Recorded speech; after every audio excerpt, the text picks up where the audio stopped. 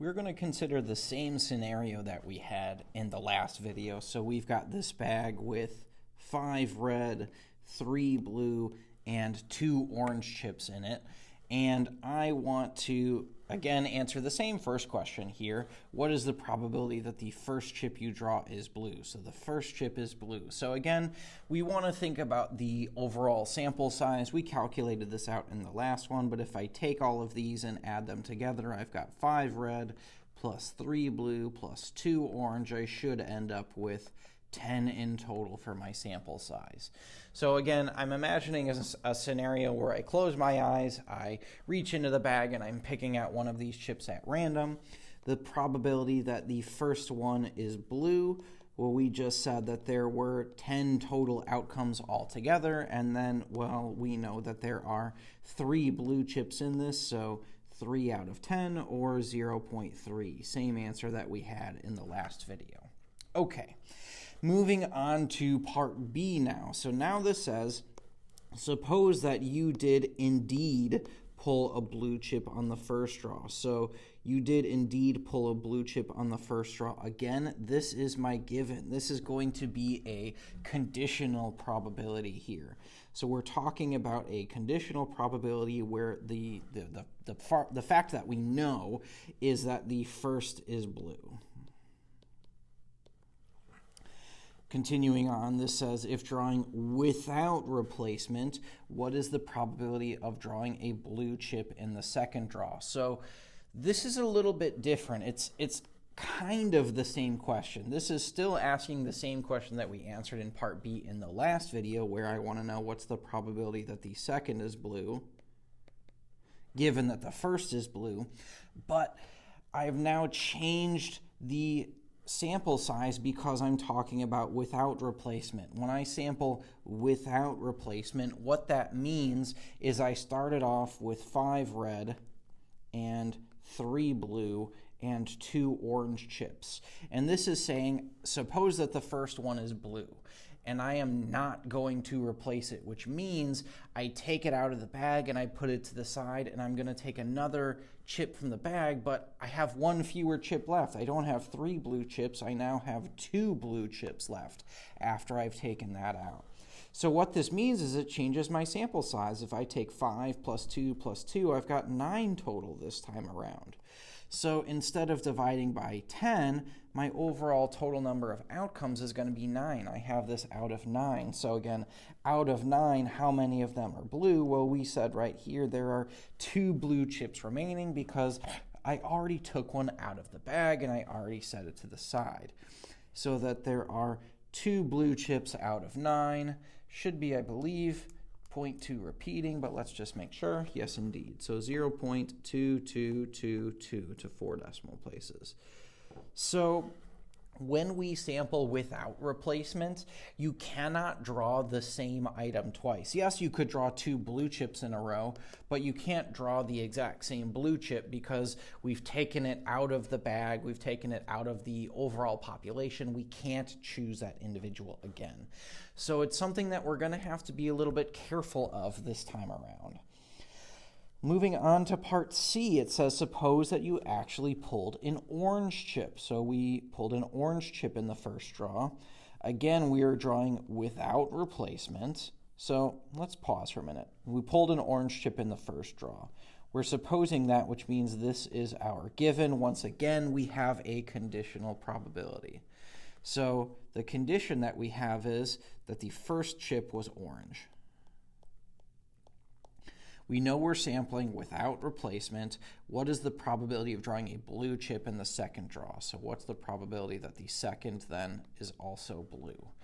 So again, I want to consider the sample size here. I started off with 5 red, I started off with 3 blue, and I started off with 2 orange. And this is saying I am sampling without replacement, so I'm going to take one away. And the one that I'm taking away is orange. So I'm taking away an orange chip. So I no longer have 2 orange chips. I actually only have 1 orange chip, which, okay, that's not going to change my numerator, but it still, again, does change the total number. If I take 5 plus 3 plus 1, I've got 9 total.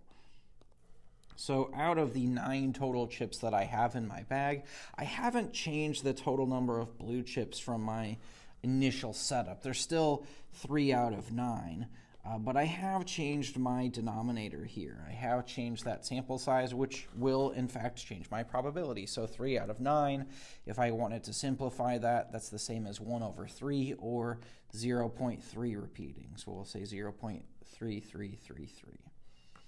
So what I'm noticing here, and this is the question I'm going to consider in the next part, it says, hey, if we're drawing without replacement, are the first and second draws independent? Meaning, does the outcome of the first draw have any effect on the outcome of the second draw? Well, here the first draw was blue. We ended up with a probability of 0.2222.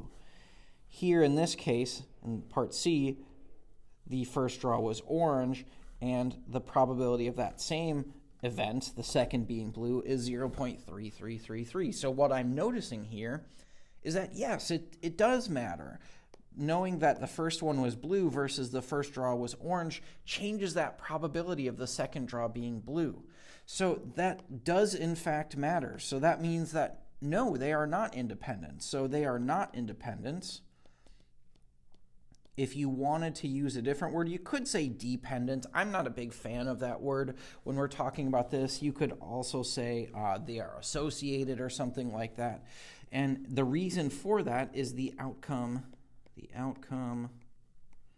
of the first draw affects the probability of the second draw. And having that knowledge gives me some information. So that means that they are not independent, which means I can't quite use my general multiplication rule, but I can still use a multiplication rule that we talked about in the last section. So moving on then to part E, it says if drawing again without replacement, so without replacement, what is the probability of drawing 2 blue chips in a row?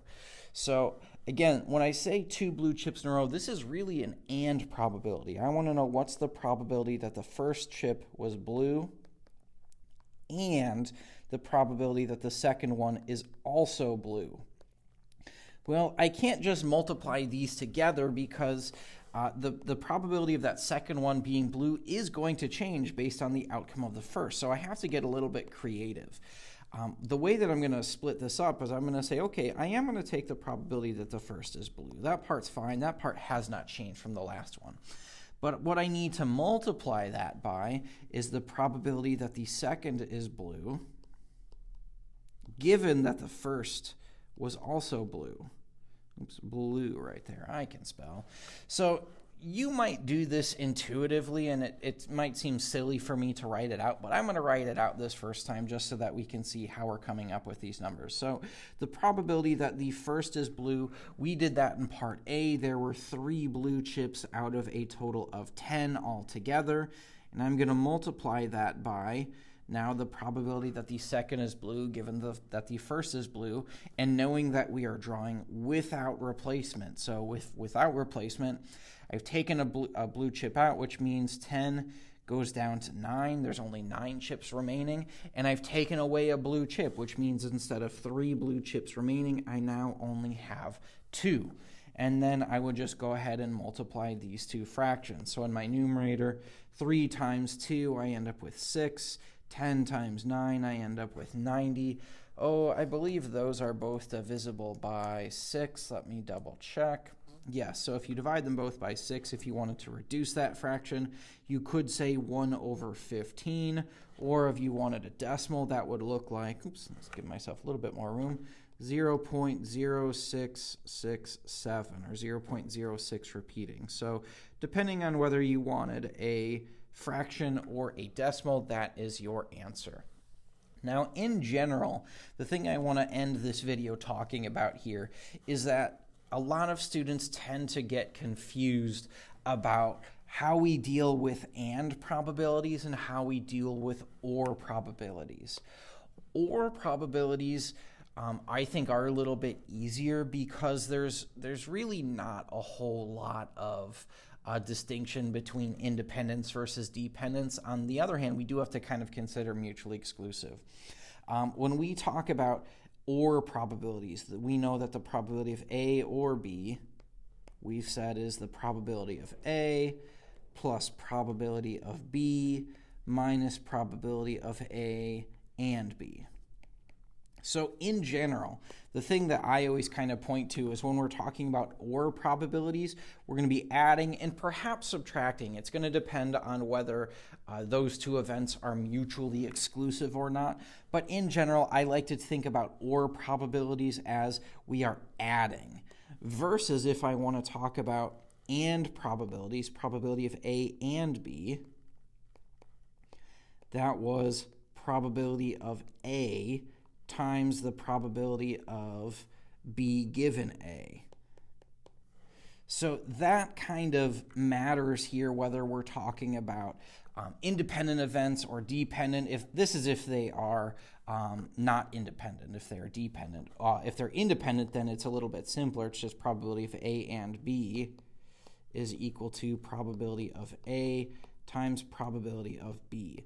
But the thing I want to point at here is say that when we're talking about AND probabilities, in both cases, regardless of whether we have independent events or dependent events, we are going to be multiplying.